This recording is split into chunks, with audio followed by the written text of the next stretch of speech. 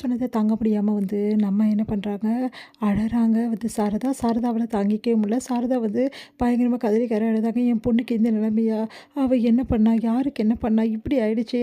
அவ எதுக்காகடி ஒரு வருஷம் கான்ட்ராக்ட் முறையிலலாம் கல்யாணம் பண்றா? அப்போ ஒரு வருஷம் தான் புருஷன் கூட இருப்பாளா? அதுக்கப்புறம் இல்லையா?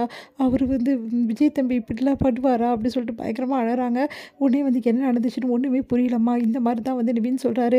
நிவின் சொல்றதெல்லாம் உண்மைதாம்மா. சரி வாங்க எல்லாரும் போய் காவேரி கிட்ட கேட்கலாம் அப்படின்னு சொல்லிட்டு போகிறாங்க. எங்க காவேரி என்ன பண்ணுன்னு தெரியாம பதட்டம் அடைகிறாங்க. கண்டிப்பாக நம்ம வீட்டுக்கு இந்த அக்ரிமெண்ட் விஷயம் தெரியவே கூடாது. அதுக்கு முன்னாடி இதுக்கு ஏதாவது ஒன்று பண்ணியே தீரணும். நம்மளே கிளம்பி போயிட்டா இந்த பிரச்சனையே இருக்குது. அவரு விடுறதோட நம்ம கிளம்பி போய் ஏதாவது ஒன்று சொல்லி அவர் மேலே கோவம் அப்படின்லாம் சொல்லி ஏதாவது ஒன்று பண்ணிக்கலாம் அப்படின்னு சொல்லிட்டு முடிவு எடுத்து என்ன பண்ணுறாங்க, காவேரி ட்ரெஸ் எல்லாம் எடுத்துக்கிட்டு பேக் பண்ணிவிட்டு நேராக வராங்க வெளியே. வெளியே வரும்போது அவங்க அம்மா அழுதுட்டு நிற்கிறாங்க. அதை பார்த்து காவேரி அதிர்ச்சி அடைகிறாங்க.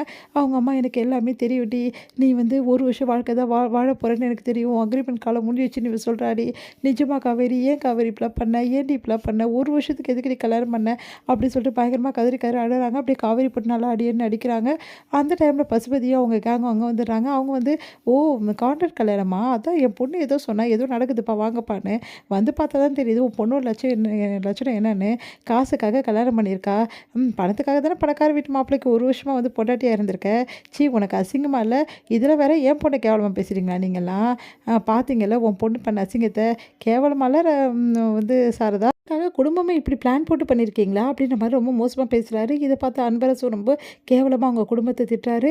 இதையெல்லாம் பார்த்துட்டு தாத்தா செமையாக டென்ஷன் ஆகிறாரு. யாரை பார்த்து என்ன வார்த்தை சொல்கிறீங்க?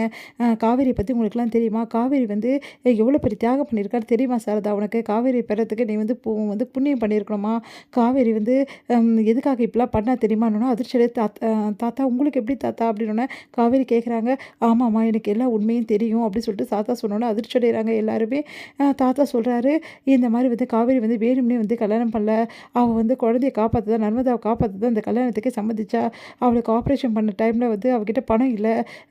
வேறு வழி இல்லாமல் தவிச்சிட்டு இருக்கும்போது விஜய் பணத்தை நான் கொடுக்குறேன், ஒரு வருஷம் எனக்கு ஒய்ஃபாக நடிக்க முடியுமான்னு கேட்டான்.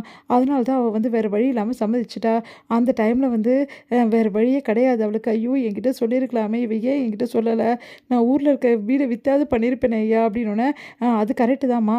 ஆனால் அந்த டைமில் உன் மாப்பிள்ளை தப்பு பண்ணியிருந்தாரு குமரன் அப்படின்னு சொல்லிட்டு சொன்னால், அந்த பொண்ணோட வாழ்க்கை என்ன வருது?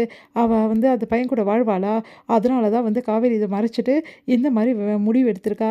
இப்படிப்பட்ட பொண்ணு போய் தப்பாக பேசுகிறீங்க, அப்புறம் உங்களுக்குலாம் அவ்வளோதான் அப்படின்னு சொல்லிட்டு அவங்களெல்லாம் திட்டுறாரு. அதை கேட்டுட்டு காவேரி அவங்க அம்மா கதறி அழுறாங்க. காவேரி ஏண்டி இப்படி பண்ண? இப்படி பண்ணிட்டேடி, உன் வாழ்க்கையை நீயே பாழாக்கிட்டேடி அப்படின்னு சொல்லிட்டு அழுறாங்க. என்னால் தான் காவேரி இந்த முடிவு எடுத்தியான்னு சொல்லிட்டு கங்காவும் பயங்கரமாக அழுறாங்க. இதெல்லாம் பார்த்த காவேரி என்ன பண்ணுறது தவிக்கிறாங்க. பாருமா சாரதா, சொன்னா கேளு. இவங்க கான்ட்ராக்ட் முறையில் வேணால் கல்யாணம் பண்ணியிருக்கலாம். ஆனால் 2 பேரும் சந்தோஷமாக தான் இவ்வளோ நாள் வாழ்ந்துட்டு இருந்தாங்க. இப்போவும் சந்தோஷமாக தான் வாழ்கிறாங்க. நீ நம்புமா? இங்கே பாரு, எக்காரணம் கொண்டு மனசை தளர விடாதம்மா. இவங்க 2 பேரும் கான்ட்ராக்ட் வேணால் போட்டிருக்கலாம். ஆனால் கான்ட்ராக்ட் அதெல்லாம் செல்லுபடி ஆகாதுமா. இவங்க 2 பேரும் மனவத்த தம்பதியாக 2 பேரும் வாழ ஆரம்பிச்சிட்டாங்க. இப்போ எந்த பிரச்சனையும் கிடையாதுமா. காவேரி விஜய் ரொம்ப நாள் சந்தோஷமாக இருப்பாங்க. நீ கவலைப்படாதுன்னு சொல்கிறாங்க. தாத்தா என்னை மன்னிச்சிடுங்க தாத்தா, அதெல்லாம் இல்லை தாத்தா அப்படின்றாங்க காவேரி அதிர்ச்சி தாத்தா.